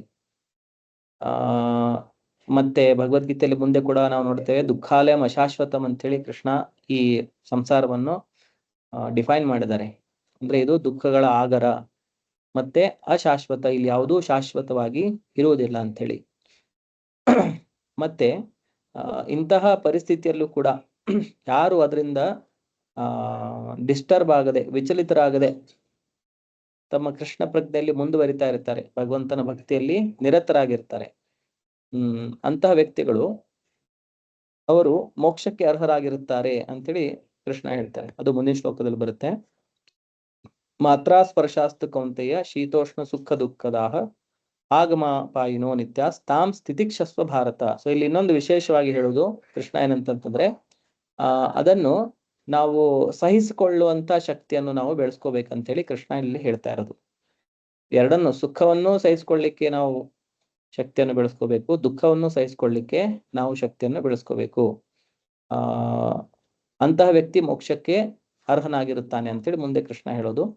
ಸೊ ಏನು ಅದನ್ನು ಸಹಿಸ್ಕೊಳ್ಳುವಂತ ಏನು ಶಕ್ತಿ ಇದೆ ಅದು ಈ ಭಗವದ್ಗೀತೆಯನ್ನು ಓದೋ ಮುಖಾಂತರ ನಮಗೆ ಕೃಷ್ಣನ ಉಪದೇಶದಿಂದ ನಮ್ಮ ಮನಸ್ಸು ಸ್ಟ್ರಾಂಗ್ ಆಗುತ್ತೆ. ಎಂಥ ಪರಿಸ್ಥಿತಿಯಲ್ಲೂ ಕೂಡ ನಾವು ವಿಚಲಿತರಾಗದೆ ಭಕ್ತಿಯಲ್ಲಿ ನಿರಂತರವಾಗಿ ನಾವು ಮುಂದುವರಿತಾ ಹೋಗುವಂತ ಒಂದು ಶಕ್ತಿಯನ್ನು ಕೃಷ್ಣನ ಉಪದೇಶದಿಂದ ನಮಗೆ ಸಿಗತ್ತೆ. ಹೇ ಕೌಂತೆಯ, ಸುಖ ದುಃಖಗಳು ಸ್ವಲ್ಪ ಕಾಲ ಕಾಣಿಸಿಕೊಳ್ಳುವವು, ಕ್ರಮೇಣ ಮಾಯವಾಗುವು. ಚಳಿಗಾಲ ಮತ್ತು ಬೇಸಿಗೆಗಳು ಕಾಣಿಸಿಕೊಂಡು ಮಾಯವಾಗುವಂತೆ ಭರತ ವಂಶಜನೆ, ಅವು ಇಂದ್ರಿಯಗಳ ಗ್ರಹಣ ಶಕ್ತಿಯಿಂದ ಉದ್ಭವವಾಗುತ್ತವೆ. ಅವುಗಳಿಗೆ ಕ್ಷೋಭೆಗೊಳಗಾಗದೆ ಸಹಿಸುವುದನ್ನು ಕಲಿಯಬೇಕು. ಸೊ ಇನ್ನೊಂದು ನಾವು ಇಲ್ಲಿ ನೋಟ್ ಮಾಡ್ಬೇಕಾಗಿರೋದು ಏನಂತಂತಂದ್ರೆ, ಇಲ್ಲಿ ಕೃಷ್ಣ ಹೇಳೋದು ಸುಖ ಮತ್ತು ದುಃಖ ಏನಿದೆ ಅವು ಕೂಡ ತಾತ್ಕಾಲಿಕವಾಗಿದೆ ಅಂತೇಳಿ. ಸುಖ ಬಂದ್ರು ಅದು ಕೂಡ ಪರ್ಮನೆಂಟ್ ಆಗಿ ಉಳಿಯೋದಿಲ್ಲ, ಅದೇ ತರ ದುಃಖ ಬಂದ್ರು ಕೂಡ ಅದು ಕೂಡ ಪರ್ಮನೆಂಟ್ ಆಗಿ ಉಳಿಯೋದಿಲ್ಲ. ಕೆಲವೊಂದ್ಸಲ ನಾವು ಸ್ಪೆಷಲ್ ಆಗಿ ಕಷ್ಟದ ಸಮಯದಲ್ಲಿ ಇದ್ದಾಗ ಕೆಲವೊಂದ್ಸಲ ನಮ್ಗೆ ಹೇಗೆ ಅನ್ಸುತ್ತೆ ಅಂತಂತಂದ್ರೆ, ಇಡೀ ಜೀವನ ನಾನು ಹೀಗೆ ಇರ್ತೇನೋ ಏನೋ ಆ ತರ ನಾವು ಭಾವಿಸ್ಕೊಂಡ್ ಬಿಡ್ತೇವೆ. ನಮ್ಮ ಮನಸ್ಸೇನಿದೆ ಆ ದುಃಖಗಳನ್ನ ನಮ್ಮನ್ನು ತುಂಬಾ ದೊಡ್ಡದಾಗಿ ತೋರಿಸಿ ಇನ್ಮೇಲೆ ಇಡೀ ಜೀವನ ನಾನು ಹೀಗೆ ಇರ್ಬೇಕೇನೋ ಅಂತೇಳಿ ನಾವು ಆ ಟೈಮಲ್ಲಿ ಅಷ್ಟು ಅದ್ರ ಬಗ್ಗೆ ಚಿಂತೆ ಮಾಡಿ ಅಷ್ಟು ನೋವನ್ನು ನಾವು ಅನುಭವಿಸ್ತಾ ಇರ್ತೇವೆ. ಆದ್ರೆ ಇಲ್ಲಿ ಕೃಷ್ಣ ಹೇಳ್ತಾ ಇರೋದು, ಸುಖವಾಗಲಿ ದುಃಖವಾಗಲಿ ಅದು ಸ್ವಲ್ಪ ಕಾಲ ಕಾಣಿಸಿಕೊಳ್ಳುವವು, ಕ್ರಮೇಣ ಮಾಯವಾಗುವು. ಸೊ ಇದನ್ನು ನಾವು ಯಾವಾಗ್ಲೂ ನಮ್ಮ ಮನಸ್ಸಿನಲ್ಲಿ ಇಟ್ಕೋಬೇಕು. ಅದು ಸುಖವಾಗಿರ್ಲಿ ಅಥವಾ ದುಃಖವಾಗಿರ್ಲಿ ಅದು ಪರ್ಮನೆಂಟ್ ಆಗಿ ಉಳಿಯೋದಿಲ್ಲ. ಸಪೋಸ್ ನಾವೀಗ ತುಂಬಾ ದುಃಖದ ಪರಿಸ್ಥಿತಿಯಲ್ಲಿ ಇದ್ರು ಕೂಡ ಅಂತ ಪರಿಸ್ಥಿತಿ ಪರ್ಮನೆಂಟ್ ಆಗಿ ನಾನು ಅದೇ ಸ್ಥಿತಿಯಲ್ಲಿ ಇರ್ತೇನೆ ಅಂತೇಳಿ ಆ ತರ ಇರೋದಿಲ್ಲ. ಸ್ವಲ್ಪ ಸಮಯದ ನಂತರ ಮತ್ತೆಲ್ಲ ಚೇಂಜಸ್ ಆಗುತ್ತೆ. ಅಷ್ಟು ಟೈಮ್ ಮುಗಿದ್ಮೇಲೆ ಆ ದುಃಖ ಹೋಗುತ್ತೆ, ಮತ್ತೇನೋ ಬೇರೆ ಸುಖ ಬರುತ್ತೆ. ಆ ಸುಖದ ಸ್ಥಿತಿ ಕೂಡ ಹಾಗೆ ಇರಲ್ಲ. ಈಗ ನಾನು ತುಂಬಾ ಸುಖವಾಗಿದ್ರೆ ನಾನು ಇಂತಹದೇ ಸ್ಥಿತಿಯಲ್ಲಿ ಪರ್ಮನೆಂಟ್ ಆಗಿ ಇರ್ತೇನೆ ಅಂತ ಹೇಳಿಲು ಹೇಳಲಿಕ್ಕೆ ಆಗೋದಿಲ್ಲ. ಸೊ ಇಲ್ಲಿ ಉದಾಹರಣೆ ಕೊಟ್ಟಿರೋದು ಚಳಿಗಾಲ ಮತ್ತು ಬೇಸಿಗೆ ಕಾಲ. ಸೊ ಹೇಗೆ ಚಳಿಗಾಲ ಇದ್ರೆ ಆ ಟೈಮಲ್ಲಿ ನಮಗೆ ತುಂಬಾ ಕಷ್ಟವಾಗುತ್ತೆ. ಸೊ ನಾವು ಸ್ವೆಟರ್ ಹಾಕೋಬೇಕು, ಕ್ಯಾಪ್ ಹಾಕೋಬೇಕು. ಆದ್ರೆ ಸ್ವಲ್ಪ ದಿವಸ ಆದ್ಮೇಲೆ ಏನಾಗುತ್ತೆ, ಆ ಚಳಿಗಾಲ ಹೋಗಿ ಮತ್ತೆ ಬೇರೆ ವಾತಾವರಣ ಚೇಂಜ್ ಆಗುತ್ತೆ, ಬೇರೆ ಕಾಲ ಬರುತ್ತೆ. ಸೊ ಹಾಗೆ ನಾವು ಬೇಸಿಗೆಯಲ್ಲಿದ್ದಾಗ ಅಥವಾ ಮಳೆಯಲ್ಲಿದ್ದಾಗ ಆ ಟೈಮಲ್ಲಿ ನಮಗೆ ತುಂಬಾ ಕಷ್ಟವಾಗುತ್ತೆ. ಆದ್ರೆ ಅದು ಸ್ವಲ್ಪ ಕಾಲ ಇದ್ಬಿಟ್ಟು ಮತ್ತೆ ಅದು ಮಾಯವಾಗುತ್ತೆ. ಅದೇ ತರ ಈ ಸುಖ ದುಃಖಗಳು ಕೂಡ ಸ್ವಲ್ಪ ಸಮಯದವರೆಗಿದ್ದು ಮತ್ತೆ ಅದು ಮಾಯವಾಗಿ ಹೋಗುತ್ತೆ. ಸೊ ಅವುಗಳಿಂದ ಕ್ಷೋಭೆಗೊಳಗಾಗದೆ ಅದನ್ನು ಸಹಿಸುವುದನ್ನು ಕಲಿಯಬೇಕು. ಭಾವಾರ್ಥ: ಕರ್ತವ್ಯ ನಿರ್ವಹಣೆಯಲ್ಲಿ ಅಶಾಶ್ವತವಾದ ಸುಖ ದುಃಖಗಳ ಆಗು ಹೋಗುಗಳನ್ನು ಸಹಿಸಿಕೊಳ್ಳಲು ಕಲಿಯಬೇಕು. ವೇದದ ಆದೇಶದ ಪ್ರಕಾರ ಮಾಘ ಮಾಸದಲ್ಲಿ ಸಹ ಜನವರಿ ಫೆಬ್ರವರಿ ಬೆಳಗಿನ ಜಾವದಲ್ಲೇ ಸ್ನಾನ ಮಾಡಬೇಕು. ಆ ಕಾಲದಲ್ಲಿ ವಿಪರೀತ ಚಳಿ ಇರುತ್ತದೆ. ಆದರೂ ಆಚಾರನಿಷ್ಠನಾದವನು ಸ್ನಾನ ಮಾಡಲು ಹಿಂಜರಿಯುವುದಿಲ್ಲ. ಮೇ ಮತ್ತು ಜೂನ್ ತಿಂಗಳಲ್ಲಿ ನಡು ಬೇಸಿಗೆ, ಆದರೂ ಹೆಂಗಸರು ಅಡುಗೆ ಮನೆಯಲ್ಲಿ ಅಡುಗೆ ಮಾಡಲು ಹಿಂಜರಿಯುವುದಿಲ್ಲ. ಹವೆಯ ಅನನುಕೂಲಗಳನ್ನು ಲಕ್ಷ್ಯ ಮಾಡದೆ ಮನುಷ್ಯನು ತನ್ನ ಕರ್ತವ್ಯವನ್ನು ಮಾಡಬೇಕು. ಸೊ ಇಲ್ಲಿ ಹೇಳ್ತಾ ಇರೋದು ಉದಾಹರಣೆಯ ಮುಖಾಂತರ ನಮ್ಮ ಕರ್ತವ್ಯ ಮಾಡಬೇಕಾದ್ರೆ ಅದರಲ್ಲಿ ನಮ್ಗೆ ಸುಖ ದುಃಖಗಳು ಬಂದ್ರೂ ಕೂಡ ನಾವು ಅದಕ್ಕೆ ತುಂಬಾ ಮಹತ್ವವನ್ನು ಕೊಡದೆ ನಮ್ಮ ಕರ್ತವ್ಯವನ್ನು ನಾವು ನಿರ್ವಹಣೆ ಮಾಡ್ತಾ ಹೋಗ್ಬೇಕು. ಇದಕ್ಕೆ ಉದಾಹರಣೆ ಕೊಟ್ಟಿರೋದು, ಫಾರ್ ಎಕ್ಸಾಂಪಲ್ ಜನವರಿ ಫೆಬ್ರವರಿಲಿ ಚಳಿಗಾಲ ಇರುತ್ತೆ. ಸೊ ವೇದಿಕ ಸಂಸ್ಕೃತಿ ಪ್ರಕಾರ ಜನರು ಬೇಗ ಬೆಳಿಗ್ಗೆ ಎದ್ಕೊಳ್ತಾರೆ. ಮಂಗಳಾರತಿ ಸಮಯದಲ್ಲಿ ಬ್ರಹ್ಮ ಮುಹೂರ್ತದಲ್ಲಿ 4 ಗಂಟೆಗೋ 4:15ಗೋ, ಇದು ವೇದಿಕ ಸಂಸ್ಕೃತಿ. ಎಲ್ಲರೂ ಬೇಗ ಬೆಳಿಗ್ಗೆ ಎದ್ದು ಸ್ನಾನ ಮಾಡಿ, ಆಗಿನ ಕಾಲದಲ್ಲಂತೂ ತಣ್ಣೀರಲ್ಲೇ ಸ್ನಾನ ಮಾಡ್ತಿದ್ರು. ಈಗೆಲ್ಲ ನಮಗೆ ಹೀಟರ್ ವ್ಯವಸ್ಥೆ, ಗೀಸರು ಅದೆಲ್ಲ ವ್ಯವಸ್ಥೆಗಳಿದೆ. ಸೊ ಅಂತ ಚಳಿಗಾಲದಲ್ಲೂ ಕೂಡ ಜನರು ಏನ್ ಮಾಡ್ತಿದ್ರು, ತಮ್ಮ ನಿತ್ಯ ಏನು ಕಾರ್ಯಗಳಿದೆ, ಭಗವಂತನ ಸೇವೆ ಪೂಜೆ ಏನಿದೆ ಅದನ್ನು ಮಾಡ್ಲಿಕ್ಕೆ ಬೆಳಿಗ್ಗೆ ಬೇಗ ಎದ್ದು ಎಷ್ಟು ಚಳಿ ಇದ್ರೂ ಕೂಡ ಅವರು ಸ್ನಾನ ಮಾಡಿ ತಮ್ಮ ಕರ್ತವ್ಯವನ್ನು ಮುಂದುವರಿಸ್ತಿದ್ರು. ಅದೇ ತರಹ ಮೇ ಜೂನ್ ತಿಂಗಳಲ್ಲಿ ತುಂಬಾ ಬೇಸಿಗೆ ಇರುತ್ತೆ. ಸೊ ಅಷ್ಟು ಬೇಸಿಗೆ ಇದ್ರೂ ಕೂಡ ಏನು ಹೆಣ್ಮಕ್ಳು ಇರ್ತಾರೆ, ಅವ್ರು ಮೊದಲೇ ಬೇಸಿಗೆ ಇದೆ ಹೊರಗಡೆ, ಅಲ್ಲಿ ಇಲ್ಲಿ ಮತ್ತೆ ಬೆಂಕಿ ಹಚ್ಚಿಬಿಟ್ಟು ಅಡುಗೆ ಮಾಡಬೇಕು. ಸೊ ಅಲ್ಲಿ ಇನ್ನಷ್ಟು ಸ್ವಲ್ಪ ಬಿಸಿ ಆಗುತ್ತೆ. ಸೊ ಅಂತ ಪರಿಸ್ಥಿತಿ ಇದ್ರೂ ಕೂಡ ಅವರು ತಮ್ಮ ಕರ್ತವ್ಯ ಮಾಡೋದ್ರಲ್ಲಿ ಹಿಂಜರಿಯುವುದಿಲ್ಲ. ಎಂಥ ಸ್ಥಿತಿ ಇದ್ರೂ ಕೂಡ ಅವರು ಅದನ್ನು ಸಹಿಸಿಕೊಂಡು ತಮ್ಮ ಕರ್ತವ್ಯವನ್ನು ಮಾಡ್ತಾರೆ. ಸೊ ಹವಾಮಾನವನ್ನು ಲಕ್ಷ್ಯ ಮಾಡದೆ ಮನುಷ್ಯನು ತನ್ನ ಕರ್ತವ್ಯವನ್ನು ಮಾಡಬೇಕು. ಹಾಗೆಯೇ ಯುದ್ಧ ಮಾಡುವುದು ಕ್ಷತ್ರಿಯನ ಧರ್ಮ. ಬಂಧುವಿನೊಡನೆ ಅಥವಾ ಮಿತ್ರನೊಡನೆ ಯುದ್ಧ ಮಾಡಬೇಕಾಗಿ ಬಂದರೂ ಕ್ಷತ್ರಿಯನು ತನ್ನ ನಿಯತ ಧರ್ಮದಿಂದ ದೂರವಾಗಬಾರದು. ಸೊ ಇಲ್ಲಿ ವಿಶೇಷವಾಗಿ ಅರ್ಜುನನಿಗೆ ನಾವು ಇದನ್ನು ಅನ್ವಯಿಸಿದರೆ, ಅರ್ಜುನ ಕ್ಷತ್ರಿಯನಾಗಿರುವುದರಿಂದ ಯುದ್ಧ ಮಾಡುವುದು ಅವನ ಧರ್ಮ. ಸೊ ಈ ಬಂಧುವಿನೊಡನೆ ಅಥವಾ ಮಿತ್ರರೊಡನೆ ಯುದ್ಧ ಮಾಡಬೇಕಾಗಿ ಬಂದಿದೆ, ಅದರಿಂದಾಗಿ ನನ್ನ ಧರ್ಮವನ್ನು ಬಿಟ್ಟು ನಾನು ಹೋಗ್ತೇನೆ. ಸೊ ಈ ತರ ಏನು ಅರ್ಜುನ ಅವನು ಕೃಷ್ಣನಿಗೆ ಹೇಳ್ತಾ ಇದ್ದ, ನಾನು ಯುದ್ಧ ಮಾಡೋದಿಲ್ಲ, ನಾನು ನನ್ನ ಬಂಧುಗಳನ್ನೇ ಹೇಗೆ ಕೊಲ್ಲಬೇಕಂತೇಳಿ. ಸೊ ತಮ್ಮ ಕರ್ತವ್ಯ ನಿರ್ವಹಣೆ ಮಾಡೋದ್ರಲ್ಲಿ ಕೆಲವೊಮ್ಮೆ ನಮಗೆ ಕಷ್ಟ ಸುಖಗಳು ಬಂದರೂ ಕೂಡ ಅದರಿಂದ ನಾವು ವಿಚಲಿತರಾಗದೆ ನಮ್ಮ ಕರ್ತವ್ಯವನ್ನು ನಾವು ನಿರ್ವಹಿಸಬೇಕು. ವಿದ್ಯಾಪೀಠಕ್ಕೆ ಏರಲು ಮನುಷ್ಯನು ಧರ್ಮದ ನಿಯಮಗಳನ್ನು ಪಾಲಿಸಬೇಕು. ಏಕೆಂದರೆ ವಿದ್ಯೆ ಮತ್ತು ಭಕ್ತಿಗಳಿಂದ ಮಾತ್ರ ಮನುಷ್ಯನು ಮಾಯೆಯ ಮುಷ್ಟಿಯಿಂದ ಪಾರಾಗಬಲ್ಲ. ಸೊ ಕೇವಲ ಈ ಆಧ್ಯಾತ್ಮಿಕ ಜ್ಞಾನ ಮತ್ತು ಭಗವಂತನ ಭಕ್ತಿ ಇದರ ಮುಖಾಂತರ ಮಾತ್ರ ಒಂದು ಜೀವಾತ್ಮ ಏನಿದೆ ಈ ಮಾಯೆಯ ಮುಷ್ಟಿಯಿಂದ ಹೊರಗಡೆ ಬಂದು ಭಗವಂತನ ಸನ್ನಿಧಾನಕ್ಕೆ ಹೋಗ್ಬೋದು. ಸೊ ಅದರಿಂದಾಗಿ ಈ ಭಕ್ತಿ ಮಾರ್ಗದಲ್ಲಿ ಮತ್ತು ಈ ಜ್ಞಾನವನ್ನು ಆಧ್ಯಾತ್ಮಿಕ ಜ್ಞಾನವನ್ನು ತಿಳ್ಕೊಳ್ಳೋದ್ರಲ್ಲಿ ನಮಗೆ ಯಾವುದೇ ಕಷ್ಟಗಳು ಬಂದರೂ ಕೂಡ ಅದನ್ನು ನಾವು ಲಕ್ಷ್ಯ ಕೊಡದೆ ನಮ್ಮ ಏನು ಕರ್ತವ್ಯ ಇದೆ ಅದರಲ್ಲಿ ನಾವು ಮುಂದುವರಿತಾ ಹೋಗ್ಬೇಕು. ಧರ್ಮದ ನಿಯಮಗಳು ಏನಿದೆ ಅದನ್ನು ನಾವು ಪಾಲನೆ ಮಾಡ್ತಾ ಇರಬೇಕು. ಅರ್ಜುನನನ್ನು ಸಂಬೋಧಿಸಿರುವ 2 ರೀತಿಗಳು ಅರ್ಥವತ್ತಾದವು. ಕೌಂತೆ ಎನ್ನುವುದು ತಾಯಿಯ ಕಡೆಯಿಂದ ಆತನ ಬಹುದೊಡ್ಡ ವಂಶಕ್ಕೆ ಸೇರಿದವನು ಎಂಬುದನ್ನು ಸೂಚಿಸುತ್ತದೆ. ಸೊ ಈ ಶ್ಲೋಕದಲ್ಲಿ ಮಾತ್ರ ಸ್ಪರ್ಶಾಸ್ತು ಕೌಂತೆಯ ಶೀತೋಷ್ಣ ಸುಖ ದುಃಖದಾಹ ಆಗಮಾಪಾಯಿನೋ ನಿತ್ಯ ಸ್ಥಾಂಸಿ ಶಿಕ್ಷಸ್ವ ಭಾರತ. ಸೊ ಇಲ್ಲಿ ಕೌಂತೆಯನನ್ನು ಅರ್ಜುನನ್ನು ಕೌಂತೆಯ ಮತ್ತು ಭಾರತ ಅಂತೇಳಿ ಈ ಹೆಸರಿನಿಂದ ಕೃಷ್ಣ ಕರೆದಿದ್ದಾನೆ. ಸೊ ಕೌಂತೆಯ ಅಂತಂತಂದ್ರೆ ಕುಂತಿಯ ಮಗ, ಆಮೇಲೆ ಭಾರತ ಅಂತಂತಂದ್ರೆ ಭರತ ವಂಶದಲ್ಲಿ ಹುಟ್ಟಿದವನು ಅಂತೇಳಿ. ಭರತ ಮಹಾರಾಜ ಅಂತೇಳಿ ಒಬ್ಬ ರಾಜರಿದ್ರು. ರಾಮಾಯಣದಲ್ಲಿರುವಂತ ಭರತ ಅಲ್ಲ, ಇನ್ನೊಬ್ಬ ಭರತ ಮಹಾರಾಜರು. ಅವರ ಹೆಸರಿನ ಮೇಲೆ ಈ ಭೂಮಿಗೆ ಭರತ ವರ್ಷ ಅಂತೇಳಿ ಭಾರತ ವರ್ಷ ಅಂತೇಳಿ ಹೆಸರು ಬಂದಿದ್ದು. ಈಗಲೂ ಕೂಡ ನಾವು ನಮ್ಮ ದೇಶವನ್ನು ಭಾರತ ಅಂತೇಳಿ ಕರಿತೇವೆ. ಸೊ ಆ ಹೆಸರು ಭಾರತ ಬಂದಿರೋದು ಭರತ ಮಹಾರಾಜರಿಂದ. ಸೊ ಅವರ ವಂಶದಲ್ಲಿ ಪಾಂಡವರು ಕೌರವರು ಎಲ್ಲ ಹುಟ್ಟಿದ್ದು. ಸೊ ಅದರಿಂದಾಗಿ ಎಲ್ಲ ಪಾಂಡವರನ್ನು ಕೌರವರನ್ನು ಕೂಡ ನಾವು ಭಾರತ ಅಂತೇಳಿ ನಾವು ಬೇರೆ ಬೇರೆ ಭಗವದ್ಗೀತೆ ಶ್ಲೋಕದಲ್ಲಿ ಭಾಗವತಂದಲ್ಲಿ ನೋಡ್ತೇವೆ. ಸೊ ಇಲ್ಲಿ ಆ ಹೆಸರಿನಿಂದ ಸಂಬೋಧನೆ ಮಾಡಿರೋದು ಕೃಷ್ಣ ಅರ್ಜುನನಿಗೆ ನೆನಪಿಸ್ತಾ ಇದ್ದಾನೆ. ನೀನು ಕುಂತಿಯ ವಂಶದಿಂದ ಬಂದವನು, ಅದೇ ತರ ನೀನು ಭರತ ವಂಶದಿಂದ ಬಂದಿರೋವನು. ತಾಯಿ ಕಡೆಯಿಂದ ಅದು ಒಂದು ದೊಡ್ಡ ವಂಶಕ್ಕೆ ಸೇರಿದವನು, ಮತ್ತೆ ತಂದೆಯ ಕಡೆಯಿಂದ ಅದು ಕೂಡ ಒಂದು ದೊಡ್ಡ ವಂಶಕ್ಕೆ ಸೇರಿದವನು. ಸೊ 2 ಕಡೆಗಳಿಂದಲೂ ಅವನು ಬಹುದೊಡ್ಡ ಪರಂಪರೆಗೆ ಸೇರಿದವನು.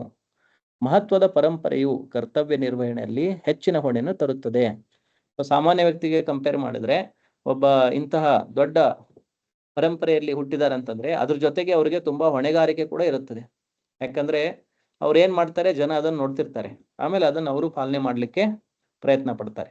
ಸೊ ಹಾಗಾಗಿ ಇಂತಹ ದೊಡ್ಡ ವಂಶಗಳಲ್ಲಿ ಯಾರು ಹುಟ್ಟಿರ್ತಾರೆ ಅವರಿಗೆ ಇನ್ನೂ ಹೆಚ್ಚಿನ ಹೊಣೆ ಇರುತ್ತದೆ. ಅವರು ಧರ್ಮದ ಮಾರ್ಗದಲ್ಲೇ ನಡೆಯಬೇಕು, ಯಾವುದೇ ತಪ್ಪು ಕೆಲಸಗಳನ್ನು ಮಾಡಬಾರದು. ಸೊ ಅದನ್ನು ಕೂಡ ಇಲ್ಲಿ ಕೃಷ್ಣ ಅರ್ಜುನನಿಗೆ ಕೌಂತೆಯ ಮತ್ತು ಭಾರತ ಎಂದು ಈ ಶ್ಲೋಕದಲ್ಲಿ ಸಂಬೋಧಿಸುವ ಮುಖಾಂತರ ಇಂಡೈರೆಕ್ಟ್ ಆಗಿ ಕೃಷ್ಣ ಅರ್ಜುನನಿಗೆ ಹೇಳ್ತಾ ಇರೋದು. ಅಂದ್ರೆ ಇಂತಹ ದೊಡ್ಡ ಪರಂಪರೆಯಿಂದ ಬಂದಿರುವವನು. ಸೊ ಅದರಿಂದಾಗಿ ನೀನು ನಿನ್ನ ಕರ್ತವ್ಯವನ್ನು ನಿರ್ವಹಿಸುವುದಲ್ಲಿ ಹಿಂಜರಿಯಬಾರದು ಅಂತ.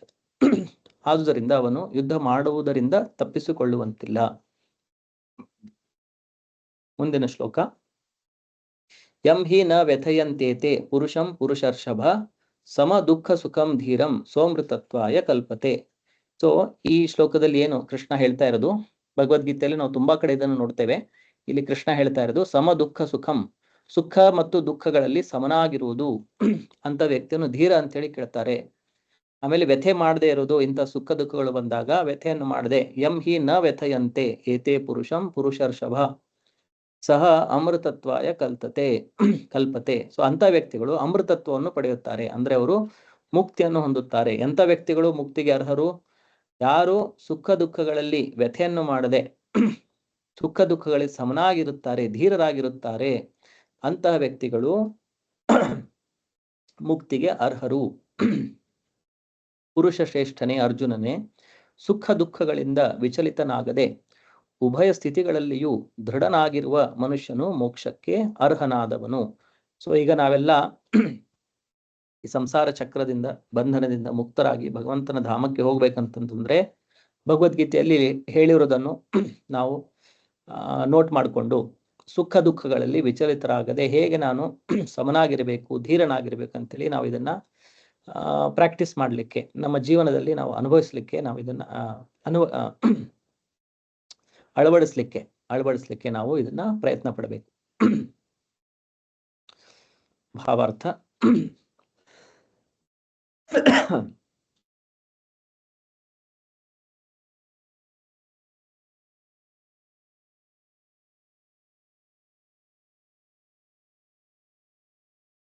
ಆಧ್ಯಾತ್ಮಿಕ ಸಾಕ್ಷಾತ್ಕಾರದ ಮೇಲಿನ ಹಂತವನ್ನು ಮುಟ್ಟಲು ದೃಢ ಸಂಕಲ್ಪ ಮಾಡಿ ಸುಖ ದುಃಖಗಳ ಆಕ್ರಮಣವನ್ನು ಸಮಚಿತ್ತದಿಂದ ಸಹಿಸಬಲ್ಲವನು ಮುಕ್ತಿಗೆ ಅರ್ಹನಾದವನು. ಸೊ ಯಾರು ಸಮಚಿತ್ತದಿಂದ ಸುಖ ಮತ್ತು ದುಃಖಗಳನ್ನು ಸಹಿಸಬಲ್ಲವನು ಅಂತ ವ್ಯಕ್ತಿನು ಮುಕ್ತಿಗೆ ಅರ್ಹನಾಗುತ್ತಾನೆ. ವರ್ಣಾಶ್ರಮದಲ್ಲಿ 4ನೇ ಆಶ್ರಮವಾದ ಸನ್ಯಾಸವು ಶ್ರಮದಾಯಕವಾದದ್ದು. ಆದರೆ ತನ್ನ ಬದುಕನ್ನು ಪರಿಪೂರ್ಣ ಮಾಡಲು ಬಯಸುವವನು ನಿಶ್ಚಯವಾಗಿಯೂ ಎಷ್ಟೇ ಕಷ್ಟಗಳಿದ್ದರೂ ಸನ್ಯಾಸಾಶ್ರಮವನ್ನು ಸ್ವೀಕರಿಸುವನು. ಸಾಮಾನ್ಯವಾಗಿ ಕಷ್ಟಗಳು ಉದ್ಭವವಾಗುವುದು ಸಾಂಸಾರಿಕ ಬಾಂಧವ್ಯಗಳನ್ನು ಕಡಿದುಕೊಂಡು ಹೆಂಡತಿ ಮಕ್ಕಳ ಸಂಬಂಧವನ್ನು ತ್ಯಜಿಸಬೇಕಾಗುವುದರಿಂದ. ಆದರೆ ಯಾರೇ ಆದರೂ ಇಂತಹ ಕಷ್ಟಗಳನ್ನು ಸಹಿಸಿಕೊಳ್ಳಲು ಸಮರ್ಥರಾದರೆ ನಿಶ್ಚಯವಾಗಿಯೂ ಅವನ ಆಧ್ಯಾತ್ಮಿಕ ಸಾಕ್ಷಾತ್ಕಾರದ ಮಾರ್ಗವು ಪೂರ್ಣವಾಗುವುದು. ಹೀಗೆ ತನ್ನ ಕುಟುಂಬದವರೊಡನೆ ಅಥವಾ ಇತರ ಆಪ್ತೇಷ್ಟರೊಡನೆ ಯುದ್ಧ ಮಾಡುವುದು ಕಷ್ಟವಾದರೂ ಅರ್ಜುನನು ಕ್ಷತ್ರಿಯನಾಗಿ ತನ್ನ ಕರ್ತವ್ಯದಲ್ಲೇ ಮುಂದುವರಿಯಬೇಕೆಂಬ ಉಪದೇಶವು ಇಲ್ಲಿದೆ. ಚೈತನ್ಯ ಮಹಾಪ್ರಭುಗಳು 24ನೇ ವರ್ಷದಲ್ಲಿ ಸನ್ಯಾಸವನ್ನು ಸ್ವೀಕರಿಸಿದರೂ ಅವರ ತರುಣ ಪತ್ನಿ ಮತ್ತು ವೃದ್ಧ ತಾಯಿ ಅವರನ್ನೇ ಅವಲಂಬಿಸಿದ್ದರು. ಅವರನ್ನು ನೋಡಿಕೊಳ್ಳಲು ಬೇರೆ ಯಾರೂ ಇರಲಿಲ್ಲ. ಆದರೂ ಚೈತನ್ಯ ಮಹಾಪ್ರಭುಗಳು ಒಂದು ಮಹದುದ್ದೇಶಕ್ಕಾಗಿ ಸನ್ಯಾಸಿಗಳಾದರು ಮತ್ತು ತಮ್ಮ ಉನ್ನತ ಕರ್ತವ್ಯಗಳ ಪಾಲನೆಯಲ್ಲಿ ದೃಢರಾಗಿದ್ದರು. ಐಹಿಕ ಬಂಧನದಿಂದ ಮುಕ್ತಿ ಪಡೆಯುವ ಮಾರ್ಗ ಇದೆ. ಸೊ ಇಲ್ಲಿ ಪ್ರಭುಪಾದರು ಹೇಗೆ ಸನ್ಯಾಸದ ಉದಾಹರಣೆ ಮುಖಾಂತರ ನಮಗೆ ಈ ಶ್ಲೋಕವನ್ನು ವಿವರಿಸ್ತಾ ಇದ್ದಾರೆ. ಯಾರು ಮುಕ್ತಿಗೆ ಬಯಸ್ತಾ ಇದ್ದಾರೆ,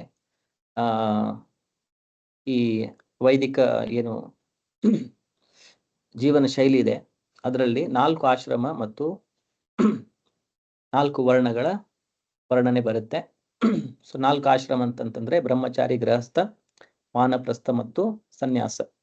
ನಾವು ಬೇರೆ ಬೇರೆ ಪುರಾಣಗಳಲ್ಲಿ, ಇತಿಹಾಸಗಳಲ್ಲಿ ನೋಡ್ತೇವೆ, ದೊಡ್ಡ ದೊಡ್ಡ ರಾಜರು ಕೂಡ ತಮ್ಮ ಇಡೀ ರಾಜ್ಯವನ್ನು ತ್ಯಾಗ ಮಾಡಿ ಸನ್ಯಾಸವನ್ನು ತೆಗೆದುಕೊಂಡಿರುವಂತ ಉದಾಹರಣೆಗಳಿದೆ. ಈಗ ನಾವು ಇದಕ್ಕೂ ಮುಂಚೆ ಡಿಸ್ಕಸ್ ಮಾಡಿರುವಂತ ಭರತ ಮಹಾರಾಜರು, ಅವರು ಕೂಡ ತಮ್ಮ ಯೌವನಾವಸ್ಥೆಯಲ್ಲಿ, ಆಮೇಲೆ ಯಾವುದೇ ಯಾರು ಸವಾಲ್ ಮಾಡದೇ ಇರುವಂತ ಒಂದು ರಾಜ್ಯ, ಅವರಿಗೆ ಯಾರು ಶತ್ರುಗಳೇ ಇಲ್ಲ ಅಂತಹ ರಾಜ್ಯವ, ಮತ್ತೆ ತುಂಬಾ ತರುಣಿಯಾಗಿರುವಂತ ಪತ್ನಿ, ಆಮೇಲೆ ಮಾತಿ ಎಲ್ಲ ಕೇಳುವಂತಹ ಮಂತ್ರಿಗಳು, ಎಷ್ಟೋ ಟ್ರೆಷರಿ, ಎಷ್ಟೋ ಅವರಿಗೆ ರಾಜ್ಯದ ಸಂಪತ್ತು, ಇಷ್ಟೆಲ್ಲ ಇದ್ರೂ ಕೂಡ ಅವರು ಭಗವಂತನ ಪ್ರಾಪ್ತಿಗಾಗಿ ಎಲ್ಲವನ್ನು ತ್ಯಾಗ ಮಾಡಿ ಸನ್ಯಾಸವನ್ನು ತೆಗೆದುಕೊಂಡು ಕಾಡಿನಲ್ಲಿ ಅವರು ಭಕ್ತಿಯನ್ನು ಪ್ರಾಕ್ಟೀಸ್ ಮಾಡಿರುವಂತ ಉದಾಹರಣೆಗಳಿದೆ. ಅದೇ ತರ ಯುಧಿಷ್ಠಿರ ಮಹಾರಾಜರು ಕೂಡ ನಾವು ನೋಡ್ತೇವೆ. ಈ ಮಹಾಭಾರತ ಯುದ್ಧದ ಬಗ್ಗೆ ಈಗ ನಾವು ಡಿಸ್ಕಸ್ ಮಾಡ್ತಾ ಇರೋದು. ಯುದ್ಧಕ್ಕಿಂತ ಮುಂಚೆ ಭಗವದ್ಗೀತೆ ಹೇಳ್ತಾ ಇದ್ದಾರೆ, ಅದಾದ್ಮೇಲೆ ಯುದ್ಧ ಆಗುತ್ತೆ, ಪಾಂಡವರು ಜಯಿಸ್ತಾರೆ, ಆಮೇಲೆ ಅವರು ಎಷ್ಟೋ ವರ್ಷಗಳ ಕಾಲ ರಾಜ್ಯವನ್ನು ಕೂಡ ಮಾಡ್ತಾರೆ. ಆದ್ರೆ ಯಾವಾಗ ಅವರಿಗೆ ಕೃಷ್ಣ ಈ ಭೌತಿಕ ಸಂಸಾರವನ್ನು ಬಿಟ್ಟು ತನ್ನ ಧಾಮಕ್ಕೆ ಮರಳಿ ಹೋಗಿದ್ದಾನೆ ಅಂತ ಹೇಳಿ ಗೊತ್ತಾದ ಕೂಡಲೇ ಇಮಿಡಿಯೇಟ್ ಆಗಿ ಯುಧಿಷ್ಠಿರ ಮಹಾರಾಜರು ತಮ್ಮ ಸಹೋದರರ ಜೊತೆಗೆ ಸೇರಿ ತಮ್ಮ ರಾಜ್ಯವನ್ನು ತನ್ನ ಮೊಮ್ಮಗನಾದ ಪರೀಕ್ಷಿತ್ ಮಹಾರಾಜನಿಗೆ ವಹಿಸಿಕೊಟ್ಟು ಅವರು ಕೂಡ ಸನ್ಯಾಸ ತೆಗೆದುಕೊಂಡು ಅವರು ಕೂಡ ಪ್ರಸ್ಥಾನವನ್ನು ಮಾಡ್ತಾರೆ. ಸೊ ಎಲ್ಲಾ ಈ ಪುರಾಣಗಳಲ್ಲಿ, ಇತಿಹಾಸಗಳಲ್ಲಿ ನಮಗೆ ಇದು ಕಂಡು ಬರುತ್ತೆ. ದೊಡ್ಡ ದೊಡ್ಡ ರಾಜ್ಯರು ಕೂಡ ತಮ್ಮ ಎಲ್ಲಾ ಆಸ್ತಿಗಳನ್ನ ಎಲ್ಲ ಬಂಧು ಬಾಂಧವರನ್ನ ತ್ಯಾಗ ಮಾಡಿ ಸನ್ಯಾಸವನ್ನು ತೆಗೆದುಕೊಂಡಿರುವಂತ ಉದಾಹರಣೆಗಳಿದೆ. ಸೊ ಹೀಗೆ ತೆಗೆದುಕೊಳ್ಬೇಕಾದ್ರೆ ಸನ್ಯಾಸ ಅದು ತುಂಬಾ ಕಷ್ಟದಾಯಕದ ವಿಷಯವಾಗಿರುತ್ತೆ. ಯಾಕಂದ್ರೆ ಸಂಸಾರದ ಎಲ್ಲಾ ಬಂಧನಗಳನ್ನು, ಹೆಂಡತಿ ಮಕ್ಕಳ ಸಂಬಂಧವನ್ನು ತ್ಯಜಿಸಬೇಕಾಗಿರೋದ್ರಿಂದ. ಆದರೆ ಯಾರು ಅಂತಹದನ್ನು ಮಾಡ್ತಾರೆ ಅವರು ಆಧ್ಯಾತ್ಮಿಕ ಸಾಕ್ಷಾತ್ಕಾರದ ಮಾರ್ಗವು ಪರಿಪೂರ್ಣವಾಗುವುದು ಅಂತ ಹೇಳಿ ಇಲ್ಲಿ ಹೇಳಲಾಗಿದೆ. ಸೊ ಕಲಿಯುಗದಲ್ಲಿ ವಿಶೇಷವಾಗಿ ಸಾಮಾನ್ಯ ವ್ಯಕ್ತಿಗಳು ಇದು ಮಾರ್ಗವನ್ನೇ ಅನುಸರಿಸಿಯೇ ಈ ಮಾರ್ಗವನ್ನು ಅನುಸರಿಸಿಯೇ ಮುಕ್ತಿಯನ್ನು ಹೊಂದಬೇಕಂತ ಹೇಳಿಲ್ಲ. ಚೈತನ್ಯ ಮಹಾಪ್ರಭುಗಳು ಸ್ವತಃ ಸನ್ಯಾಸವನ್ನು ತೆಗೆದುಕೊಂಡ್ರು, ಇಲ್ಲಿ ಅದರ ಉಲ್ಲೇಖ ಇದೆ. ಆದ್ರೂ ಅವರು ಹೇಳಿರೋದು ಸ್ಥಾನೇ ಸ್ಥಿತ ಶ್ರುತಿಗತಾಂ, ಶ್ರೀಮದ್ ಭಾಗವತಂದಲ್ಲಿ ಹೇಳಿರುವಂತ ಏನು ಉಪದೇಶ ಇದೆ, ಅವು ಯಾವ ಸ್ಥಾನದಲ್ಲಿ ಇದೆ ಅದೇ ಸ್ಥಾನದಲ್ಲಿ ಇದ್ದುಕೊಂಡೆ ನಾವು ಗೃಹಸ್ಥರಾಗಿರ್ಲಿ, ಬ್ರಹ್ಮಚಾರಿ ಆಗಿರ್ಲಿ, ವಾನಪ್ರಸ್ಥರಾಗಿರ್ಲಿ ಅಥವಾ ಸನ್ಯಾಸಿ ಆಗಿರ್ಲಿ, ನಾವು ಯಾವ ಸ್ಥಾನದಲ್ಲಿ ಅಥವಾ ನಾವು ಕೆಲಸ ಮಾಡ್ತಾ ಇರ್ಬೋದು, ಮನೆಯಲ್ಲಿ ನಾವು ಒಂದು ಗೃಹಿಣಿಯ ತರ ಮನೆಯನ್ನು ನೋಡ್ತಾ ಇರ್ಬೋದು, ಅಥವಾ ಒಬ್ಬ ವಿದ್ಯಾರ್ಥಿ ಆಗಿರ್ಬೋದು, ನಾವು ಯಾವುದೇ ಸ್ಥಾನದಲ್ಲಿ ಇದ್ರೂ ಕೂಡ ಆ ಸ್ಥಾನದಲ್ಲಿ ಇದ್ದುಕೊಂಡೇ ನಾವು ಭಕ್ತಿಯನ್ನು ಮಾಡಿ ಭಗವಂತನನ್ನು ಸಾಕ್ಷಾತ್ಕಾರ ಮಾಡ್ಕೋಬಹುದು. ಎಲ್ರಿಗೆ ಸನ್ಯಾಸವನ್ನು ಸ್ವೀಕರಿಸಿನೇ ಭಗವಂತನ ಹತ್ರ ಹೋಗ್ಬೇಕಂತ ಹೇಳಿಲ್ಲ. ಆದ್ರೆ ನಾವು ಕೇವಲ ಹೊರಗಿನ ಸನ್ಯಾಸ ವಸ್ತ್ರವನ್ನು ಧರಿಸದೆ ನಾವು ನಮ್ಮ ಚೇತನ ಏನಿದೆ, ನಮ್ಮ ಮನಸ್ಸಿನಲ್ಲಿ ನಾವು ಈ ಇಂದ್ರಿಯ ವಸ್ತುಗಳ ಭೋಗವನ್ನು ತ್ಯಾಗ ಮಾಡಬೇಕು. ಅದು ನಿಜವಾದ ಸನ್ಯಾಸ. ನಾವು ಮುಂದೆ ಬರುವಂತಹ ಶ್ಲೋಕಗಳಲ್ಲಿ ಕೃಷ್ಣ 3ನೇ ಅಧ್ಯಾಯದಲ್ಲಿ 5ನೇ ಅಧ್ಯಾಯದಲ್ಲಿ ಹೇಳೋದು, ಕೇವಲ ಹೊರಗಿನ ನೋಟಕ್ಕೆ ಕಾವಿ ವಸ್ತ್ರವನ್ನು ಧರಿಸಿ ಆದ್ರೆ ಮನಸ್ಸಿನಲ್ಲಿ ಕೇವಲ ಇಂದ್ರಿಯಗಳ ಮೇಲೇನೆ ಮನಸ್ಸಿದ್ರೆ ಅಂಥವನ್ನು ನಿಜವಾದ ಸನ್ಯಾಸಿ ಅಂತೇಳಿ ಹೇಳೋದಿಲ್ಲ. ನಿಜವಾದ ಸನ್ಯಾಸಿ ಏನಂತಂದ್ರೆ ಅವನು ಇಂದ್ರಿಯ ಭೋಗವನ್ನು ತ್ಯಾಗ ಮಾಡಿ ಭಗವಂತನ ಸೇವೆಯಲ್ಲಿ ತೊಡಗಿಕೊಂಡಿರೋನು. ಅಂಥವನು ಯಾವ ಆಶ್ರಮದಲ್ಲಿದ್ರು ಕೂಡ, ಅದರದ್ದು ತುಂಬಾ ದೊಡ್ಡ ಉದಾಹರಣೆಗಳಿದೆ. ಹೇಗೆ ಪಾಂಡವರೇ ಸ್ವತಃ ಅವರು ಅಷ್ಟು ರಾಜಮನೆತನದಲ್ಲಿ ಹುಟ್ಟಿದ್ರು ಕೂಡ ಆದ್ರೂ ಅವರು ಎಂತ ಸನ್ಯಾಸಿಗಿಂತನೂ ಅವರು ಮಿಗಿಲಾಗಿದ್ರು. ಅದೇ ತರ ಅಂಬರೀಷ್ ಮಹಾರಾಜರಾಗಲಿ, ಪ್ರಹ್ಲಾದ್ ಮಹಾರಾಜರು ಅಥವಾ ಜನಕ ಮಹಾರಾಜರು, ದಶರಥ ಮಹಾರಾಜರು, ಇವರೆಲ್ಲ ಇಷ್ಟೆಲ್ಲ ಆಸ್ತಿ ಐಶ್ವರ್ಯ ಅಂತಸ್ತಿನಲ್ಲಿ ಇದ್ರು ಕೂಡ ಅವರು ಅದ್ಯಾವುದೇ ಇದಕ್ಕೆ ಆಸಕ್ತರಾಗದೆ ಭಗವಂತನ ಭಕ್ತಿಯಲ್ಲಿ ಅವರು ತೊಡಗಿಕೊಂಡಿದ್ರು. ಸೊ ಇಂದ್ರಿಯ ವಸ್ತುಗಳಿಂದ ಏನು ನಾವು ಸನ್ಯಾಸವನ್ನು ಪಡೆದುಕೊಳ್ತೇವೆ ಅದೇ ನಿಜವಾದ ಸನ್ಯಾಸ. ಕೇವಲ ಹೊರನೋಟಕ್ಕೆ ನಾವು ನಮ್ಮ ಡ್ರೆಸ್ ಚೇಂಜ್ ಮಾಡಿದ್ರೆ ಅದು ನಿಜವಾದ ಸನ್ಯಾಸ ಅಲ್ಲ. ಸೊ ನಾವು ಎಲ್ಲಾ ಇದರಗಳ ಮಧ್ಯೆ ಇದ್ದುಕೊಂಡು ನಾವು ಅದನ್ನ ಭಗವಂತನ ಸೇವೆಗೆ ಅದನ್ನೆಲ್ಲಾನು ತೊಡಗಿಸಿದ್ರೆ ಅಂತ ವ್ಯಕ್ತಿಯು ಕೂಡ ಒಬ್ಬ ಸನ್ಯಾಸಿಗೆ ಸಮನಾಗಿಯೇ ಇರುತ್ತಾನೆ. ಸೊ ಇಲ್ಲಿ ಹೇಳಿರುವುದು ಸನ್ಯಾಸವನ್ನು ತೆಗೆದುಕೊಂಡಾಗ ಎಷ್ಟು ಕಷ್ಟಗಳು ಬರುತ್ತೆ, ಆದ್ರೂ ಒಂದು ಹೈಯರ್ ಪರ್ಪಸ್ಸಿಗೆ, ಮುಕ್ತಿಯನ್ನು ಹೊಂದಲಿಕ್ಕೆ ಆ ಕಷ್ಟಗಳನ್ನು ಕೂಡ ಜನರು ತೆಗೆದುಕೊಳ್ತಾರೆ. ಸೊ ಇಲ್ಲಿ ಚೈತನ್ಯ ಮಹಾಪ್ರಭುಗಳ ಉದಾಹರಣೆಯನ್ನು ಕೂಡ ಇಲ್ಲಿ ಪ್ರಭುಪಾದರು ಕೊಟ್ಟಿದ್ದಾರೆ. ಸೊ ಇವತ್ತಿನ ಕ್ಲಾಸನ್ನು ನಾವು ಇಲ್ಲೇ ಸ್ಟಾಪ್ ಮಾಡುವ. ಮತ್ತೆ ನೆಕ್ಸ್ಟ್ ಕ್ಲಾಸಲ್ಲಿ ಶ್ಲೋಕ 16ರಿಂದ ನಾವು ಮುಂದುವರಿಸುವ. ಸೊ ಈಗ ಪ್ರಶ್ನೋತ್ತರಗಳು ಏನಾದ್ರು ಇದ್ರೆ ನಾವು ಪ್ರಶ್ನೋತ್ತರಗಳನ್ನ ಪ್ರಾರಂಭಿಸೋಣ. ಏನಾದ್ರು ಪ್ರಶ್ನೆಗಳಿದ್ರೆ ಕೇಳಬಹುದು.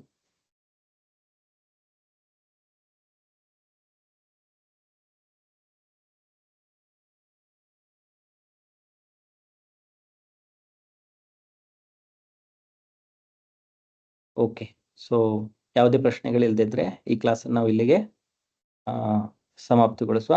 ಮತ್ತೆ ನೆಕ್ಸ್ಟ್ ಕ್ಲಾಸಲ್ಲಿ ನಾವೆಲ್ಲ ಸೇರುವ. ಶ್ರೀಲ ಪ್ರಭುಪಾದ ಕಿ ಜೈ. ಹರೇ ಕೃಷ್ಣ. ಹರೇ ಕೃಷ್ಣ ಪ್ರಭು.